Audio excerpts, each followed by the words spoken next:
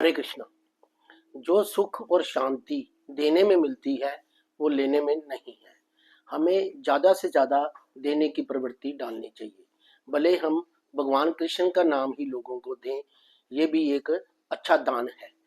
एक बार क्या हुआ, एक राजा ने घोषणा करी सारे नगर में कि मैं कल अपने जन्मदिन पे लोगों को अन्न और धन दान में दूंगा, और समय रहेगा सुबह 10 बजे से लेकर शाम के 5 बजे तक। जो भी आएगा उसको अन्न और धन दान में मिलेगा। तो सारे शहर में घोषणा हो गई।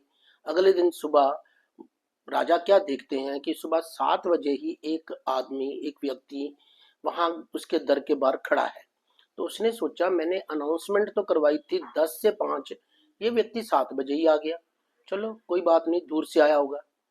तो जब समय हुआ 10 बजे, तो राजा ने अपना धन और जो अन्न था वो बांटना शुरू किया। बहुत लंबी लाइन थी, लोग आते गए लेते गए, आते गए लेते गए। तो वो व्यक्ति जो राजा ने सुबह 7 बजे देखा था वो नजर नहीं आया। चलो चला गया होगा। तो काफी समय बीत गया, शाम के 5 बजने को आए तो वो व्यक्ति राजा को फिर नजर आया। तो राजा ने पूछा उससे कि मैं तुमको तो सुबह 7 बजे देखा था, तो ऐसा क्या कारण है तुम सुबह के आए हुए अभी शाम को लास्ट में आए हो? कहते नहीं राजा, मैं कुछ दे रहा था। कहते तुम दे रहे थे? देने में तो मैं सुबह से लगा हूँ और सारा नगर यहाँ आया हुआ है, तुम किसको दे रहे थे? कहते राजा, एक्चुअली जब मैं सुबह आया, लाइन में लगा, तो मैंने पीछे देखा तो 50 आदमी लाइन में मेरे पीछे खड़े थे।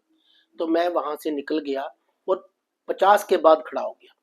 फिर वहां खड़ा हुआ तो देखा मेरे पीछे फिर 50 आदमी है। तो फिर मैं वहां से निकला, फिर पीछे जाके खड़ा हो गया। इस प्रकार मैं आखिर तक पहुंच गया, और मैं असल में अपनी लोगों को बारी दे रहा था।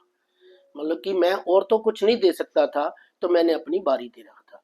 कहीं हम भी देखते हैं, हम भी तो ऐसे तो नहीं।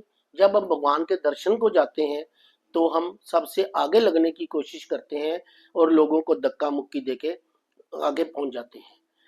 और ये भगवान नहीं चाहते। वो कहते हैं कि मन में देने की प्रवृत्ति होनी चाहिए।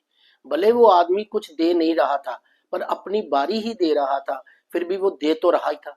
और भगवान कृष्ण ने गीता के 18वें अध्याय के 68वें श्लोक में स्पष्ट किया है, जो व्यक्ति मेरे नाम का दान भक्तों को देगा और वह शुद्ध भक्ति को प्राप्त करेगा, और अंत में वह मेरे पास वापस आएगा। इस संसार में उसकी अपेक्षा कोई अन्य सेवक ना तो मुझे अधिक प्रिय है और ना कभी होगा। हरे कृष्णा।